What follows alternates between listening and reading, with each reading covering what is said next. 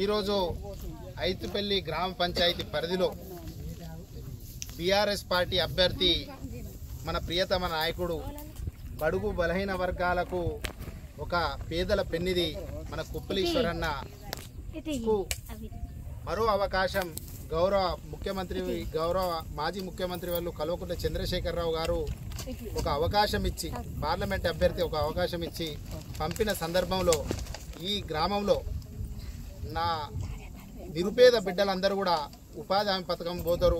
ఆ ఉపాధి హామీ పథకం పైన దగ్గరికి పోయే వారికి మనం ఓటు ఆర్జించామని కోరికతో ఈ ప్రాంతం ఈ మండల నాయకులందరూ కూడా మమేకమై ఈరోజు మీ ముందుకు రావడం జరిగింది.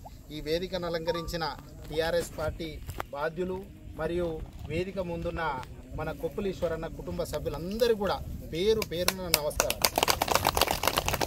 ఇప్పుడు పెద్దలు రమణన్న కానీ పార్టీ ప్రజలు కానీ మిగతా పెద్దలందరూ చెప్పినట్టు ఆ విషయాలకు పోకుండా ఒక 2 విషయాలు మీకు విషయం తెలియజేస్తా.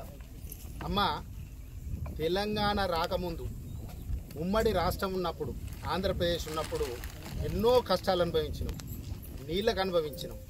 నిరుపేదలైన వృద్ధులకు పింఛన్ అంటే 200 రూపాయలు ఇచ్చారు ఆ రోజులలో.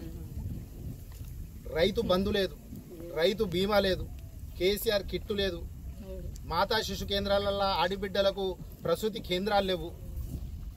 మరియు అన్నిటికంటే ముఖ్యంగా ఏ నిరుపేదకైనా కూడా అండగా నిలిచే ప్రభుత్వం లేకుండే ఆ రోజు.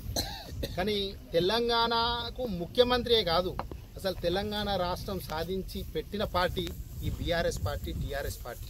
ఈ పార్టీ నాయకుడు మన కేసీఆర్ గారు తన ప్రాణాన్ని పణంగా పెట్టి సావు నోట్లే తలబెట్టి తెలంగాణ రాష్ట్రం సాధించిండు. ఎవరి గురించి సాధించిండు?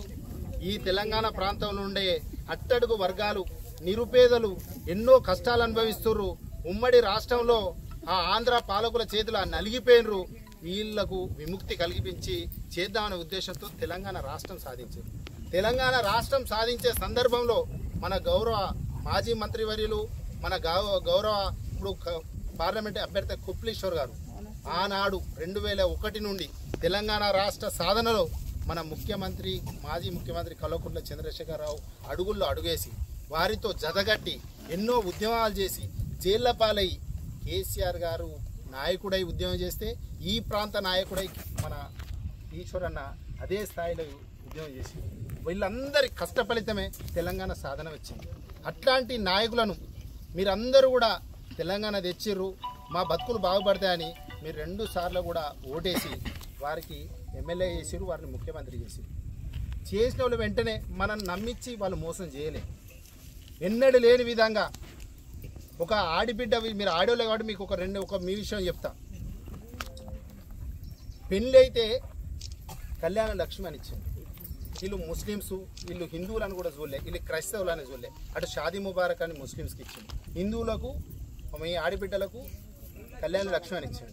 50,000 ఉన్నది 75,000 చేసిండు, 75,000 ఉన్నది 1,00,000 రూపాయలు చేసిండు.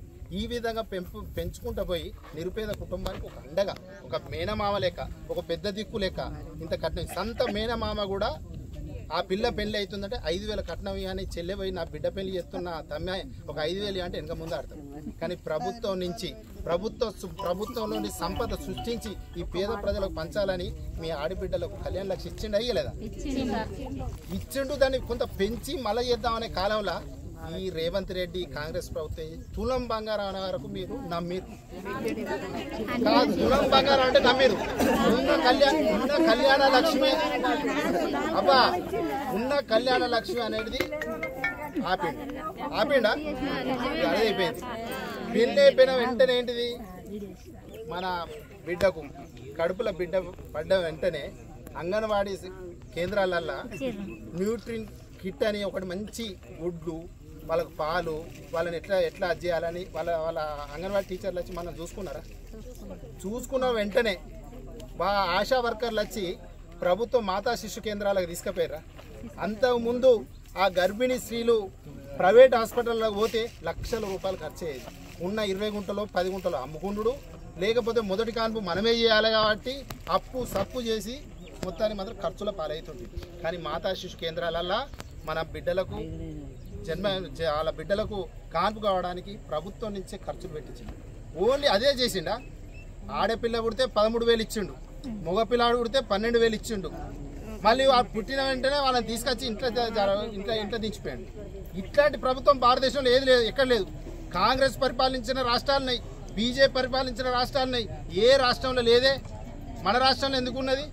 కష్టం తెలిసే నాయకుడు కేసీఆర్, కష్టం చేసే పార్టీ బీఆర్ఎస్ టీఆర్ఎస్ పార్టీ కాబట్టి అది చేసిండు.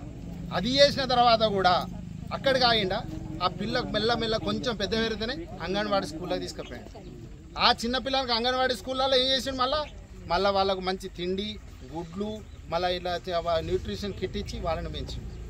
దాని తర్వాత కూడా పిల్లలు పెద్దగా ఆ అంగన్వాడీ స్కూల్లోకి వెళ్ళి బయటికి వెళ్ళిన వెంటనే ఈరోజు అమ్మ గురుకుల పాఠశాలలని పెట్టి మా ఇంట్లో రమణ ఇంట కానీ ఈ నాయకుని ఇంట కానీ ఏ యొక్క మనవరాలకు ఇయ్యని ఆ పుట్టిన బిడ్డకు కేసీఆర్ కిట్ అని ఇచ్చిండు. వాళ్ళు ఎన్ని పెట్టిండు తెలుసా? నీ జాన్సన్ పౌడర్ పెట్టిండు, నూనె పెట్టిండు, ఎన్ని 12 ఐటమ్లు పెట్టి సబ్బు పెట్టిండు, అన్ని పెట్టి ఇచ్చిండా.